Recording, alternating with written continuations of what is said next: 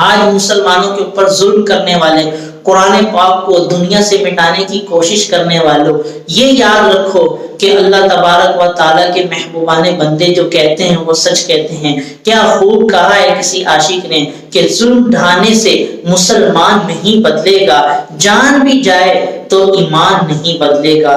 دفن ہو جائیں گے آیتیں بدلنے والے، دفن ہو جائیں گے آیتیں بدلنے والے، کچھ بھی لے لیجئے قرآن نہیں بدلے گا۔